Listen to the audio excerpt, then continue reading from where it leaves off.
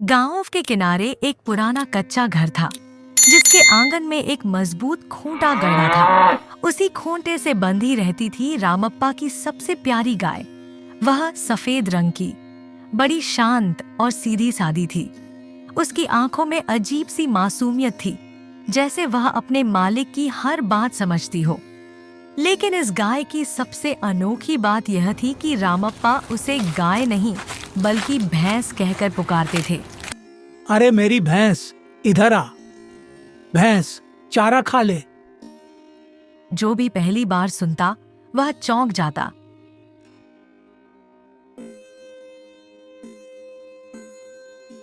रामप्पा, ये तो गाय है, आप इसे भैंस क्यों कहते हैं?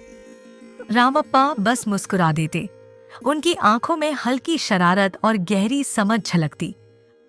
असल में कई साल पहले की बात थी, जब यह गाय छोटी बछिया थी। तब वह बहुत दुबली पतली थी। गांव के लोग हंसते थे। रामप्पा, यह क्या ले आए? ये तो भैंस जैसी भी नहीं दिखती। उस दिन रामप्पा ने मजाक में कहा था, देख लेना, एक दिन यही मेरी भैंस बनेगी। ताकत और दूध दोनों में सबसे आगे। धीरे धीरे वह बात मजाक से आदत बन गई। रामप्पा उसे प्यार से भैंस कहने लगे। गाय भी जैसे उस नाम को पहचानने लगी थी। जब भी भैंस पुकारा जाता, वह तुरंत सिर उठा लेती। समय बीतता गया। गाय बड़ी हुई, सचमुच खूब दूध देने लगी। अब लोग मजाक नहीं उड़ाते थे, बल्कि कहते, रामप्पा की भैंस तो पूरे गांव में सबसे अच्छी है। धीरे धीरे पूरा गांव उसी गाय को भैंस कहने लगा। बच्चों से लेकर बुजुर्गों तक सबकी जुबान पर वही नाम चढ़ गया। किसी को याद भी नहीं रहा कि वह असल में गाय है। रामप्पा हंसते हुए कहते, नाम में क्या रखा है? असली बात तो परवरिश और प्यार की है। कर्नाटक के एक छोटे से गांव में एक किसान रहता था। उसका नाम रामप्पा था। उसके दो बेटे थे, बड़ा बेटा त्रिमन्ना और छोटा बेटा मिलन्ना। त्रिमन्ना स्वभाव से थोड़ा चालाक और दुनियादार था। गांव के लोगों से मेलजोल रखता, अपनी बात मनवाना जानता था। मिलन्ना सीधा सादा और भोला था। वह जो मन में आता वही कह देता था। एक दिन अचानक किसान रामप्पा बीमार पड़ गया। गांव के वैद्य को बुलाया गया, लेकिन बीमारी बढ़ती गई। 24 घंटे के अंदर ही उसने दुनिया छोड़ दी। घर में शोक छा गया। भैया, अब हम दोनों ही हैं। पिताजी हमें छोड़कर चले गए। हाँ मिलन्ना, अब हमें सब कुछ संभालना होगा। कुछ दिनों तक सब ठीक चला, लेकिन धीरे धीरे दोनों भाइयों के स्वभाव का अंतर सामने आने लगा। भैया, खेत की आमदनी बराबर बांटेंगे ना? तुम मुझे सिखाओगे? मैं बड़ा हूं, मुझे पता है क्या करना है। छोटी छोटी बातों पर तकरार बढ़ने लगी। गांव का मुखिया यह सब देख रहा था। उसने सोचा, अगर इनका झगड़ा बढ़ा तो पूरे गांव में अशांति फैल जाएगी। उसने दोनों भाइयों को बुलाओ, आज ही संपत्ति का बांटवारा कर देते हैं। अगले दिन पंचायत बैठी। बताओ बेटा, क्या परेशानी है? हम दोनों अलग रहना चाहते हैं। मिलन्ना चुप था। पंचों ने जमीन, घर और अनाज का बराबर बांटवारा कर दिया। लेकिन समस्या तब खड़ी हुई जब आखिरी दो चीजें बचीं, एक भैंस और एक ऊनी कंबल। इनका क्या किया जाए? भैंस की कीमत ज्यादा है, कंबल सस्ता है। दोनों बराबर कैसे होंगे? अगर अनुमति हो तो मैं एक उपाय बताऊं? हाँ बताओ। भैंस के दो हिस्से कर दो, मुंह वाला हिस्सा बड़े भाई का और पीछे वाला हिस्सा छोटे भाई का। सब लोग एक दूसरे को देखने लगे। वह आगे बोला, और कंबल दिन में बड़े भाई के पास रहेगा, रात में छोटे भाई के पास। मुझे मंजूर है। अगर पंचों को ठीक लगता है तो मुझे भी मंजूर है। पंचों ने फैसला सुना दिया। त्रिमन्ना खुश था। उसने सोचा, दिन में कंबल का क्या काम, और भैंस का मुंह मेरे पास है तो दूध भी मैं ही निकालूंगा। मिलन्ना को समझ नहीं आया कि क्या होने वाला है। रात आई। मिलन्ना ने कंबल लिया और ओढ़ लिया। सुबह त्रिमन्ना भैंस का दूध निकालने बैठा। मिलन्ना ने भैंस को चारा नहीं दिया। अरे भैंस को चारा क्यों नहीं दिया?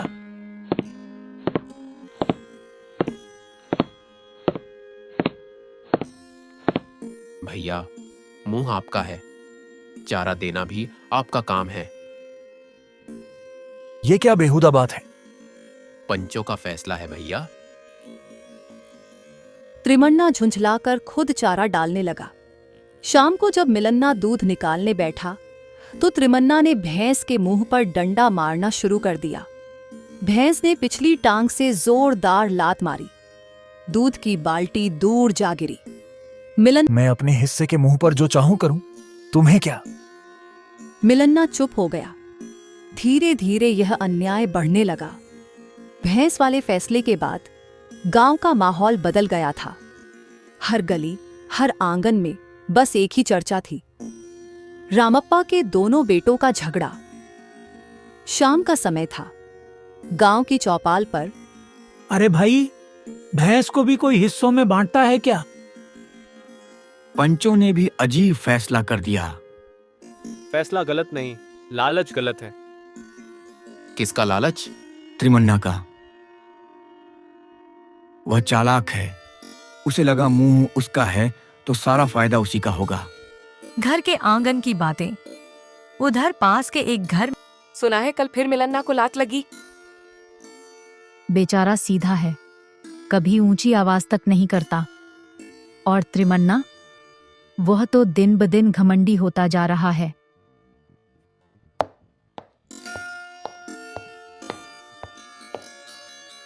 अम्मा, अम्मा, आज फिर दूध गिर गया। औरतें एक दूसरे को देखने लगी।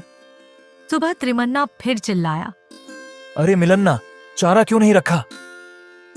भैया, मुंह आपका हिस्सा है। हर बार वही रट लगा देता है। उसने डंडा जोर से जमीन पर पटका। भैंस डर गई, उसकी आंखें फैल गईं। मिलन्ना धीरे से बोला, जानवर को मत डराइए भैया, वह क्या समझेगा हिस्सों का हिसाब। तू तो बड़ा ज्ञानी बन गया है। रात को मिलन्ना आंगन में बैठा था। पास वाले घर से आवाजें आ रही थीं। एक बूढ़ी दादी अपनी बहू से कह, देख बहू, लालच इंसान को अंधा कर देता है, त्रिमन्ना को समझना चाहिए। पर दादी, अगर मिलन्ना जवाब दे दे तो? सीधा आदमी देर से बोलता है, पर जब बोलता है तो सच बोलता है। मिलन्ना यह सब सुन रहा था। उसके मन में हल्की सी ताकत आई। जैसे को तैसा। अगले दिन सुबह मिलन्ना ने भैंस को तालाब के पास बांध दिया। त्रिमन्ना दौड़ता हुआ आया। ये क्या कर रहा है? पीछे वाला हिस्सा मेरा है। गांव वाले हंसेंगे। भैया, जब आप डंडा मारते थे तब भी गांव वाले देखते थे। त्रिमन्ना चुप हो गया। ये तो जैसे को तैसा हो गया। मिलन्ना बुरा नहीं है, वह सिर्फ अन्याय का जवाब दे रहा है। पंचायत की तैयारी। गांव में खबर फैल गई कि फिर पंचायत बैठेगी। औरतें अपने अपने आंगन में बातें कर रही थीं। बच्चे भी फुसफुसा रहे थे। कल फैसला होगा, देखते हैं क्या होता है। उधर घर में त्रिमन्ना गुस्से से टहल रहा। मैं उसे सबक सिखाऊंगा। मिलन्ना शांत बैठा था। मैं सच बोलूंगा, बस इतना ही। कल पंचायत में क्या होगा? क्या त्रिमन्ना का लालच सामने आएगा या फिर कोई नया मोड़ आएगा? अगली सुबह पूरा गांव और पंचायत के लिए इकट्ठा हो गया। चौपाल के पास दोनों भाइयों को बुलाओ। त्रिमन्ना छाती तान कर आया, लेकिन उसके चेहरे पर घबराहट साफ थी। मिलन्ना शांत था, सिर झुकाए खड़ा। अब क्या नया झगड़ा है? मुखिया जी, मिलन्ना भैंस को तालाब में खड़ा करता है। दूध खराब हो रहा है। तू ऐसा क्यों कर रहा है? मुखिया जी, पीछे वाला हिस्सा मेरा है। मैं वही कर रहा हूं जो पहले तय हुआ था। जब तिरन्ना मुंह वाले हिस्से पर डंडा मारता था तब तू चुप क्यों रहा? मैंने सोचा था भैया समझ जाएंगे। गांव के लोग आपस में बात करने लगे। मुखिया जी, हम सबने देखा है त्रिमन्ना जानबूझकर भैंस को डराता था। बेचारा मिलन्ना रोज लात खाता था। जानवर को हिस्सों में बांटना ही गलत था।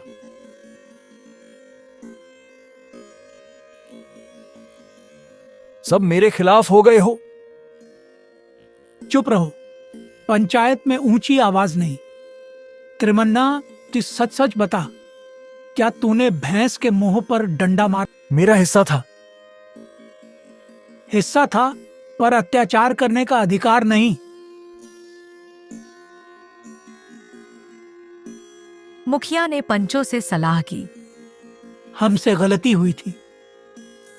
जानवर को हिस्सों में बांटना अन्याय है। आज से भैंस पूरी तरह मिलन्ना की होगी।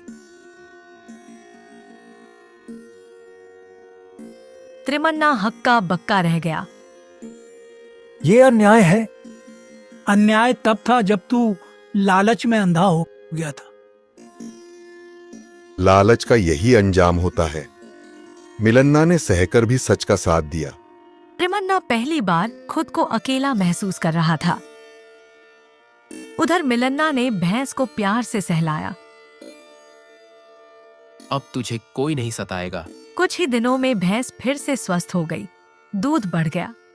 गांव की अम्मा बोली, देखो, प्यार से सब सुधरता है। महीनों बाद भयंकर बारिश हुई। त्रिमन्ना की फसल पूरी तरह बर्बाद हो गई। वह हताश होकर घर बैठा था। अब मैं क्या करूं? उसने सिर पकड़ लिया। उधर मिलन्ना की फसल आधी बच गई थी। उसके पास थोड़ी बचत भी थी। एक शाम त्रिमन्ना उसके दरवाजे आया। आवाज धीमी। मिलन्ना, मदद चाहिए। भैया अंदर आइए। मैंने तेरे साथ गलत किया, पर आज मैं मजबूर हूं। भैया मैंने दुश्मनी नहीं रखी। उसने अनाज और कुछ पैसे उसे दे दिए। त्रिमन्ना की आंखें भर आईं। मैं तेरे जैसा क्यों नहीं सोच पाया? जैसे को तैसा जरूरी है, पर बुराई का जवाब बुराई से नहीं, अच्छाई से देना चाहिए। अन्ना का सिर झुक गया। उस दिन उसके भीतर का घमंड टूट गया। बरसात खत्म हो चुकी थी। खेतों में धान की बालियां झूम रही थीं। गांव में फिर से चहल पहल लौट आई थी। बाहर से देखने पर सब कुछ शांत था, लेकिन त्रिमन्ना के मन में तूफान चल रहा था। पंचायत के फैसले के बाद से ही वह अंदर ही अंदर जल रहा था। लोग मिलन्ना की तारीफ करते नहीं थकते थे। कोई कहता, मिलन्ना कितना धैर्यवान है। कोई कहता, देखो, सच्चाई की जीत हुई। त्रिमन्ना को लगता जैसे हर शब्द उसके दिल पर चोट कर रहा हो। रात को वह अपने आंगन में अकेला बैठा बड़बड़ाता। सबने मुझे ही गलत ठहरा दिया, जैसे सारी गलती मेरी थी। धीरे उसके मन में बदले की आग फिर से भड़क उठी। एक रात उसने ठान लिया, मैं मिलन्ना की फसल बर्बाद कर दूंगा, तब समझेगा जैसे को तैसा क्या होता है। रात का समय था। आसमान में बादल छाए थे। त्रिमन्ना फावड़ा लेकर चुपके से खेत की ओर बढ़ा। लेकिन मिलन्ना को कुछ दिनों से भाई के व्यवहार में बेचैनी दिख रही थी। उसने अंदाजा लगा लिया था कि कुछ गलत होने वाला है, इसलिए वह उस रात खेत की रखवाली कर रहा था। जैसे ही त्रिमन्ना मेड़ काटने झुका, पीछे से आवाज आई, भैया रुक जाइए। त्रिमन्ना चौंक गया। हाथ से फावड़ा गिर पड़ा। तू यहाँ क्या कर रहा है? मैं अपने खेत की रखवाली कर रहा हूँ, और आपके मन की भी। तूने पंचायत में मुझे नीचा दिखाया, सबके सामने मेरा अपमान हुआ। भैया, अपमान मैंने नहीं किया, वह आपके कर्मों का फल था। तब तेज हवा चली। बादल गरजने लगे। कुछ ही देर में बारिश शुरू हो गई। अगर यह मेड़ कट जाती तो पानी सिर्फ मेरा नहीं, आपका खेत भी डुबो देता। त्रिमन्ना चुप हो गया। बारिश तेज होती जा रही थी। दोनों भीग चुके थे। दरअसल उस रात राज्य का राजा अपने सैनिकों के साथ गांवों का हाल जानने निकला था। वह अक्सर भेष बदलकर प्रजा की स्थिति देखने जाता था। अचानक बारिश के कारण वे उसी खेत के पास रुक गए। राजा ने दोनों भाइयों को देखा। यहाँ क्या हो रहा है? ना डर गया। वह कुछ बोल नहीं पा रहा था। राजा ने दोबारा पूछा, सच बताओ, रात के अंधेरे में मेड़ क्यों काटी जा रही थी? महाराज, यह मेरे बड़े भाई हैं। गुस्से में आकर गलती करने वाले थे, लेकिन अभी कुछ बिगड़ा नहीं है।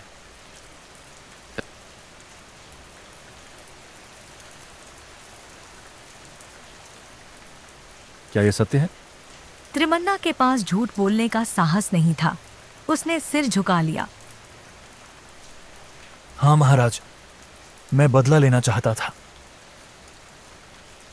न्याय। बदले की आग राज्य को भी जला सकती है। अगर हर व्यक्ति ऐसा करे तो न्याय कैसे बचेगा? तुम्हें दंड मिलना चाहिए, लेकिन दंड वही होगा जो तुम्हें बदल दे। सबकी आज से 1 महीने तक तुम पूरे गांव के खेतों की मेड़ ठीक करोगे। जहां भी पानी का खतरा होगा उसे संभालोगे, ताकि तुम्हें समझ आए कि मेड़ तोड़ना आसान है, बनाना कठिन। गांव वाले सहमति में सिर हिलाने लगे।